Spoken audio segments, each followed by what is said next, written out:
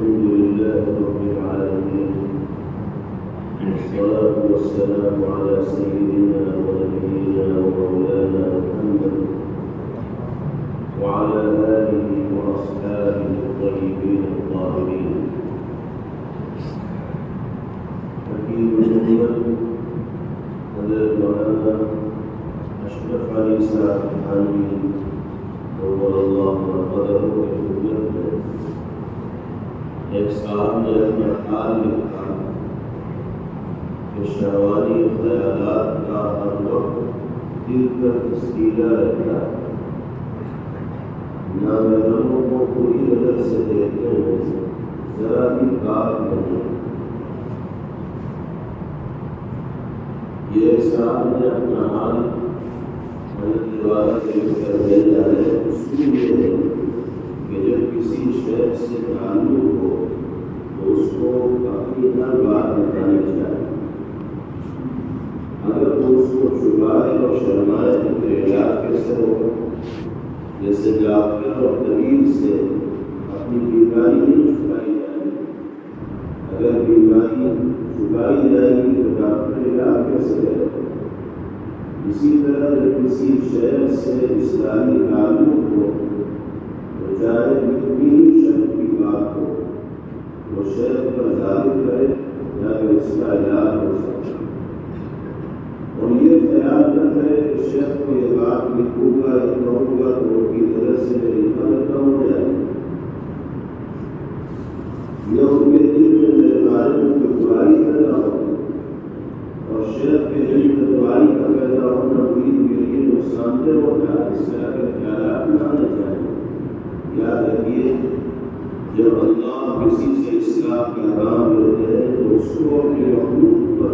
رحمت و شفقت کا جذبہ عطا فرماتے ہیں۔ اگر کوئی شخص بری سے بری بات بھی شہر سے کہے گا تو شہر کے دل میں اس کی طرف سے برائی پیدا نہیں ہوگی، بلکہ شہر کے دل میں رحم کرس اور شفقت کا جذبہ مزید پیدا ہوگا۔ جیسے ماں باپ کو دیکھا ہوگا اگر ان کی اولاد میں کوئی بچہ بیمار یا معذور ہو تو ماں باپ کو تندرست بچوں پر اتنی شفقت و محبت نہیں ہوتی جتنی معذور اور آباد پر ہوتی۔ ساری دنیا اس بچے سے گن کرتی ہے، پوری بناتی ہے، لیکن ماں باپ اسی پر فدا دکھائی دیتے ہیں اور اس کی خدمت میں لگے رہتے ہیں۔ اسی طرح شہر کو ہر بات بتانے سے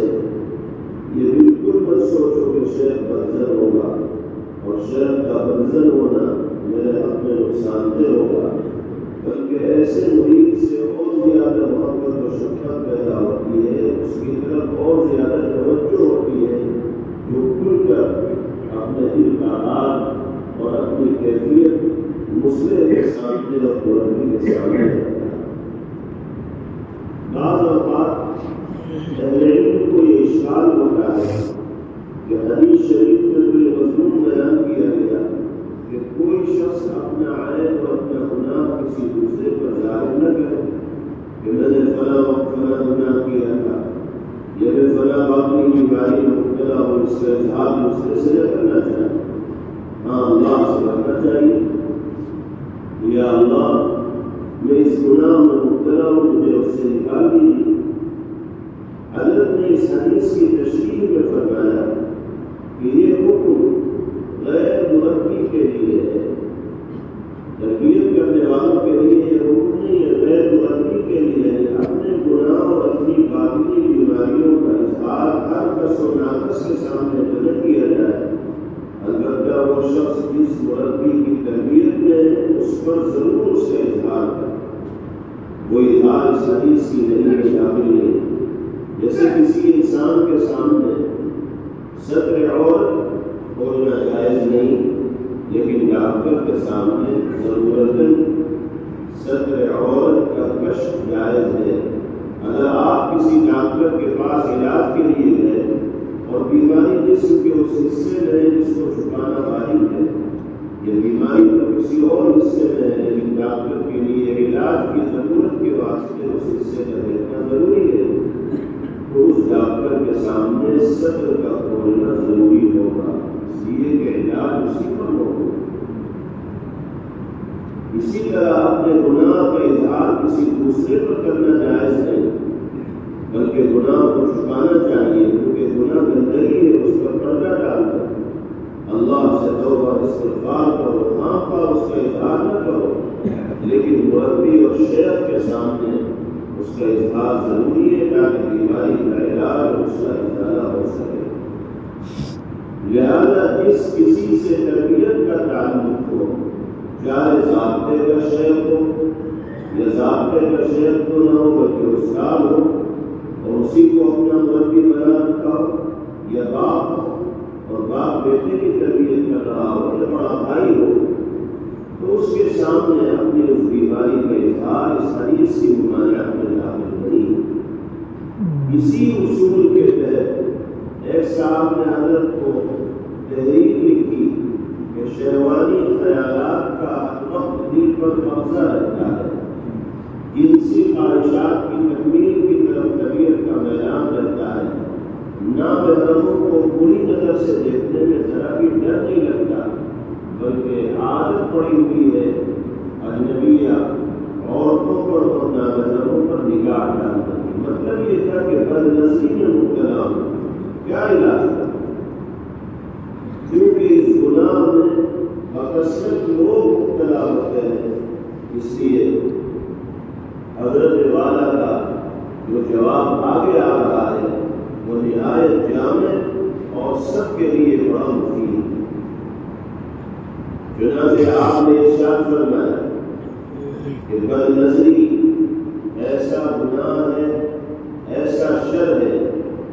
کہ اس کے اثر سے تمام طاعات کے انوار ختم ہو جائے۔ بد نظری کا عالم انسان ہوگا تو طاعات کے نور سے وہ محروم ہوتا چلا جائے۔ اس لیے بد نظری کا علاج اہتمام سے کرنا چاہیے۔ ظاہر ہے کہ یہ مادہ الٹی ہے اور اس میں بہت سے مسالے بھی ہیں، البتہ اس مادے کے ابتدا پر عمل کرنا شر ہے اور وہ اختیاری ہے، اور اختیاری کی ضد بھی اختیاری ہے۔ بس پہلے سے رکنا اختیاری ٹھہرا اور اس میں کوئی معذوری نہیں، اس لیے ہمت کیجیے، یہی اس کا جواب ہے۔ کچھ دن تکلف ہوگا، پھر عادت ہو جائے گی اور لذت و فرحت اسی میں محسوس ہو۔ مطلب یہ ہے کہ جب آدمی کسی بیماری میں مبتلا ہو تو پہلے اس بیماری کی کیفیت، اس کی شدت اور اس کے اثرات کا ادراک اور احساس کرے، پھر اس بیماری کے علاج کی فکر ہوگی۔ لیکن اگر بیماری کے بارے میں معلوم ہی نہیں کہ اتنی شدید ہے تو پھر اس کا علاج کیا ہوگا؟ اس لیے پہلے جملے میں حضرت نے بدنظری کی بیماری اور نگاہ کے غلط استعمال کی جو مذرت ہے اس کو بیان فرمایا، اس کی خطرناکی کو بیان فرمایا کہ یہ ایسا شر ہے کہ جس کی وجہ سے تمام طاعات کے انوار ٹوٹ جاتے ہیں۔ اس سے آپ اس گناہ کی شدت کا اندازہ لگا سکتے ہیں۔ آپ نے نمازیں بھی پڑھی، تہجد بھی پڑھے، تراویح بھی پڑھی، ذکر بھی کیا، تسبیحات بھی پڑھی، ان طاعات اور عبادات سے جو نور اور برکات حاصل ہوئی وہ سب بدنظری جیسے گناہ کی وجہ سے تاریک ہو جاتی ہے، اور ان تمام طاعات کا نور، ہلاکت اور فائدہ مقصد ہو جاتا ہے۔ اللہ بچائے۔ طاعت کا فائدہ یہ ہے کہ انسان ایک طاعت کے بعد دوسری طاعت کی طرف بڑھتا ہے، دوسری طاعت تیسری طاعت کی طرف لے جاتی ہے اور آدمی ترقی کرتا چلا جاتا ہے۔ لیکن جب طاعت کا نور نہیں ہوتا تو وہ طاعت بے ہلاکت ہو جاتی ہے اور اس کے فوائد میں کمی ہو جاتی ہے۔ ہم لوگ تو طاعت کے نور اور اس کی ہلاکت اور مٹھاسی سے واقف نہیں، تو اس کے چھن جانے کا کہاں احساس ہوگا؟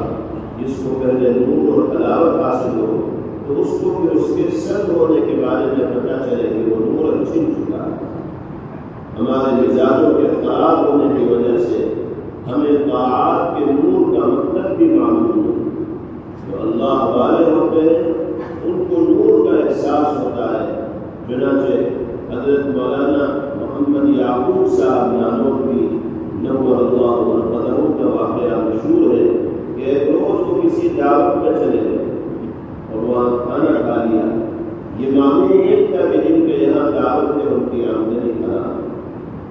مسلمان نے دعوت دی، چلے گئے، بعد میں پتہ چلا کہ ان کی آمدنی کے کچھ مصروف تھے۔ فرمایا کرتے تھے کہ اس دعوت کا یہ اثر تھا کہ کافی عرصے تک اس کھانے کی ظلمت دل کے اندر محسوس ہوتی رہی۔ وہ اس طرح کے دل میں کافی عرصے تک برے خیالات آتے رہے، ناجائز کاموں کی طرف طبیعت کا میدان ہوتا رہا۔ بہرحال جن اللہ والوں کے قلوب مجلہ اور مصفہ ہوتے ہیں، ان کے دلوں پر ذرا سے بھی دھبا لگ جائے، ان کو محسوس ہوتا ہے کہ وہ قیامت آ گئی۔ چونکہ ہم لوگوں کے ذوق اور مزاج خراب ہو گئے ہیں، اس لیے نقاہت کے انوار اور لذت کا ہمیں احساس ہوتا ہے اور نہ اس کے چھن جانے کا ادراک ہوتا ہے۔ تو پہلی بات یہ ہوئی کہ جس دن کوئی شخص بدنظری کے گناہ میں مبتلا ہوگا، اس دن اس کی طاعت میں نور نہیں ہوگا اگر وہ توبہ نہ کرے، اور اس کار کے دنیاوی فوائد اس کو حاصل نہیں ہوگا۔ علاج کے بارے میں حضرت نے فرمایا کہ ظاہر ہے کہ یہ مادہ کھلتی ہے، بس وہ شر نہیں، یعنی یہ شہوت اور نفسانی خواہشات کا دل میں پیدا ہونا یہ بذات خود شر نہیں ہے، کیونکہ یہ دل اور فطری چیز ہے۔ کوئی انسان اس مادے سے خالی نہیں، بلکہ اس مادے سے انسان کا خالی ہونا عیب ہے۔ لہذا اپنی ذات میں تو یہ شر نہیں ہے، بلکہ اس میں بہت سی مسائل ہیں، کیونکہ اسی مادے کی بنیاد پر توازن و تناسب کا سلسلہ قائم ہوتا ہے، عالم کا نظام اسی پر قائم ہے۔ اگر یہ مادہ ختم ہو جائے تو عالم کا نظام تو فنا ہو جائے۔ البتہ اس مادے کے ناجائز اقتضاء پر عمل کرنا شر ہے، یعنی یہ مادہ خود شر نہیں اور خود طبیعت میں میدان اور خواہش کا پیدا ہونا شر نہیں، لیکن اس کے ناجائز تقاضے پر عمل کرنا شر ہے اور اس کے جائز تقاضے پر عمل کرنا خیر محض ہے۔ حدیث شریف میں ہے کہ ایک شخص اپنے گھر میں داخل ہو اور اپنی بیوی کو محبت کی نگاہ سے دیکھے اور بیوی شوہر کو محبت کی نگاہ سے دیکھے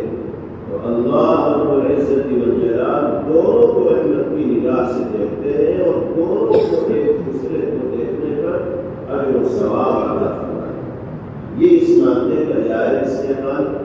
تو دیکھیے جائز استعمال پر ثواب ملا، اس لیے نہ تو یہ مادہ بذات خود شر ہے اور نہ ہی اس مادے کو صحیح جگہ پر استعمال کرنا شر ہے، بلکہ خیر ہے، لیکن صرف اس مادے کا غلط جگہ پر استعمال کرنا اور اس مادے کے غلط تقاضے پر عمل کرنا شر ہے، اور وہ عمل اختیاری ہے اور اختیاری کی ضد بھی اختیاری ہے، اس لیے فعل سے رکنا اختیاری چہرہ، اس میں کوئی معذوری نہیں، بس ہمت کیجیے، یہی اس کا جواب ہے۔ کچھ دن پریشانی ہوگی، پھر عادت ہو جائے گی اور بدنظری سے بچنے میں ہی لذت کا اور فرحت کا احساس ہوگا۔ اشارہ اس طرح فرمایا کہ بدنظری کے علاج کے لیے کوئی ایسی گولیاں نہیں ہے کہ وہ پلا لیں اور اس عادت سے انسان کو چھٹکارا مل جائے، کوئی ایسا نسخہ نہیں ہے کہ وہ بول کر دے دیا جائے اور اس کے بعد ان میں گناہ کا تقاضا ہی پیدا نہ ہو، نہ کوئی ایسا وظیفہ ہے جو پڑھ کر پھونک دیا جائے اور پھر شہوت کا کوئی تقاضا دل میں پیدا نہ ہو، ایسا نہیں ہو سکتا۔ بتا دیا گیا کہ اس مادے میں بذات خود شر نہیں ہے، اس کے جائز تقاضے پر عمل کرنا شر ہے۔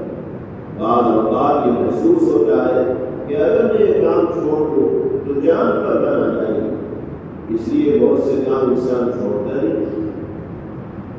لیکن عملی زندگی میں آ کر دیکھے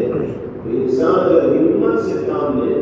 تو وہ پرانی سے پرانی عادت کو بآسانی چھوڑ سکتا ہے۔ بات دراصل یہ ہے کہ جتنے بھی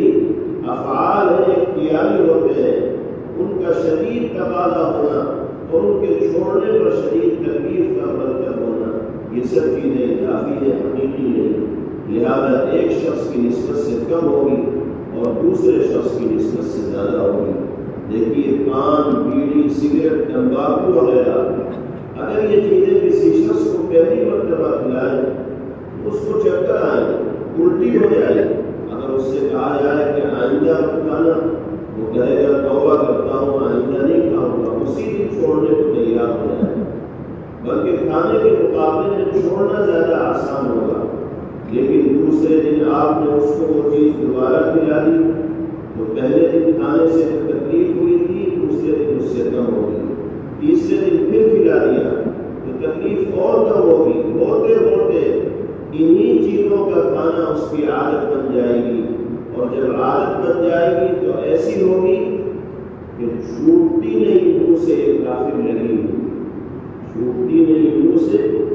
یہ کافر لگی ہوئی، پھر تو ایسی عادت پڑ جائے گی کہ یہ زندگی کا جز بن جائے گا۔ جب اتنی عادت ہو گئی تو اب اگر اس کو چھوڑے تو قیامت گزر جائے۔ اب آپ بتائیں کہ کیا تمباکو زندگی کے لیے نامزید اور ضروری تھا کہ اس کا چھوڑنا بڑا مشکل تھا؟ ایسا نہیں ہے، بلکہ ہم نے اپنے عمل سے اس کی عادت ڈالی، اور اتنی عادت ڈالی کہ وہ زندگی کا ایک حصہ ہو گیا۔ اب اس کو چھوڑنا مشکل نظر آنے لگا۔ اس سے معلوم ہوا کہ فی نفسی اس کو چھوڑنا مشکل نہیں تھا، لیکن اپنے اختیاری عمل سے اس کو مشکل بنا دیا، اور جب اپنے اختیاری عمل سے اس کو مشکل بنا دیا تو اب اپنے اختیاری عمل سے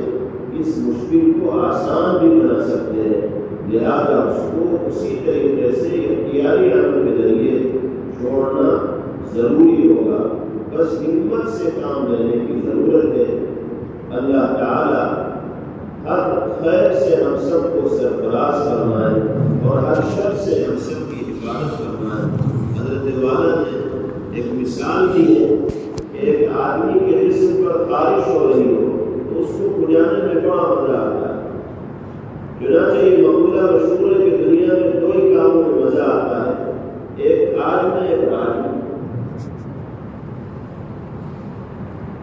یعنی ایک کھجانے میں اور دوسرا حکومت کرنے میں۔ کھجانے میں تو بڑا مزہ آتا ہے،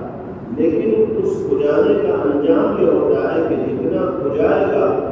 اتنا ہی زخمی ہوگا، خارش بہت زیادہ ہو رہے گی، اتنی بیماری میں اضافہ ہوگا۔ اب ڈاکٹر سے یہ کہہ رہا ہے کہ جسم کو کھجانا چھوڑ دو، اس سے تمہاری بیماری زیادہ ہوگی۔ وہ کہتا ہے کہ روکنا یہ میرے اختیار سے باہر۔ ڈاکٹر کہتا ہے دیکھو تمہاری صحت اسی پر موقوف ہے کہ کھجانا بند کرو۔ اب وہ ڈاکٹر کے کہنے پر کھجانے کو روکتا ہے، لیکن روکنے میں اس کو بڑی تکلیف و مشقت پیش آتی ہے، کھجلی اٹھ رہی ہے، طبیعت کھجلی کرنے کو چاہ رہی ہے، مگر اس نے زبردستی اپنے آپ کو روک لیا۔ اب شروع میں تو اس کو بڑی تکلیف ہوئی، لیکن جب وہ مسلسل اٹھتا رہا تو رفتہ رفتہ عادت ہو گئی۔ اب خارش سے اٹھنے میں دقت و پریشانی نہیں ہو رہی، یہاں تک کہ جب نہ کھجانے کے نتیجے میں بیماری دور ہو گئی اور خارش ہی ختم ہو گئی تو اب صحت حاصل ہو گئی، اور صحت کی یہ لذت خارش کرنے کی لذت کے سامنے صحیح ہے، اس کی کوئی حقیقت نہیں، کیونکہ کھجانے میں جو لذت آ رہی تھی وہ جھوٹی لذت اور جھوٹا مزہ تھا۔ اب صحت کی جو لذت و فرحت حاصل ہو رہی ہے یہ حقیقی لذت و مزہ ہے۔ اسی طرح بدنگاہی کے نتیجے، اجنبیہ پر نگاہ ڈالنے کے نتیجے میں جو لذت حاصل ہو رہی ہے وہ خارش والی لذت ہے۔ اس کو چھوڑنے سے تکلیف ضرور ہوگی، لیکن ایک مرتبہ تکلیف اٹھانے کے بعد جب انسان چھوڑنے کا عادی ہو جائے گا اس کی نگاہ پاکیزہ ہو جائے گی، اور اس کو عفت و عصمت حاصل ہوگی اور تقوی کی لذت حاصل ہوگی، تو اس کے آگے گناہوں کی لذت ہے، ان کی کوئی حقیقت نہیں ہے، کیونکہ گناہ سے بچنے میں ایک طرف صحت کی لذت ہے اور دوسری طرف گناہ سے بچنے میں اس تصور کی لذت ہے کہ میں نے اپنی بڑی خواہش کو اپنے محبوب حقیقی کے لیے قربان کر دیا۔ جب کسی سے حقیقی محبت ہوتی ہے تو اس کے آگے اپنی خواہشات کو کچلنے میں بڑی لذت حاصل ہوتی ہے، کیونکہ اس وقت انسان یہ تصور کرتا ہے کہ جان دی ہوئی اسی کی تھی، حق تو یہ ہے کہ حق ادا نہ ہوا۔ حضرت فرماتے ہیں کہ ایسے موقع پر انسان دو کام کرے، نمبر ایک یہ کہ اپنی ہمت کو استعمال کر کے چل کھڑا ہو دوسرے یہ کہ اللہ سے اس ہمت کے اندر قوت عطا ہونے کی دعا کرے کہ اللہ میری ہمت کمزور ہے، میں اپنی طرف سے یہ ارادہ کرتا ہوں کہ اب نگاہ غلط جگہ نہیں اٹھے گی، لیکن یا اللہ میں کیا اور میرا ارادہ کیا، میری ہمت کیا اور میرا عزم کیا، کہ اللہ ہمت بھی آپ کے قبضے قدرت میں ہے، ارادے بھی آپ کے قبضے قدرت میں ہے، اپنی رحمت سے میری ہمت میں قوت عطا فرما دیجیے اور اس عزم پر مجھے ثبات عطا فرما دیجیے۔ اے اللہ مجھے اس شر کو دور کرنا میرے لیے آسان فرما دیجیے۔ یہ دعا کریں إِلَّا تَصْرِفْ عَنِّي كَيْدَهُنَّ أَصْبُ إِلَيْهِنَّ وَأَكُن مِّنَ الْجَاهِلِينَ۔ اے اللہ اگر ان کے مکر و فریب کو آپ نے مجھ سے دور نہ کیا تو میں انہیں کی طرف مائل ہو جاؤں گا اور ناواقف لوگوں میں میرا شمار ہوگا۔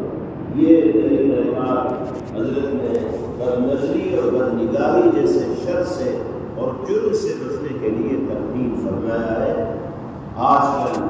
یہ گناہ بہت عام ہے، جب سے سوشل میڈیا کا استعمال عام ہوا، یوٹیوب اور دیگر پروگراموں کے ذریعے لوگ مختلف طرح کے مناظر دیکھنے میں دلچسپی کا مظاہرہ کرنے لگے، تو پہلے کے مقابلے میں بدنظری اور بدنگاہی کے گناہ کے اندر عموم اور شروع پیدا ہوا، اور اس کی وجہ سے طاعات کے انوار،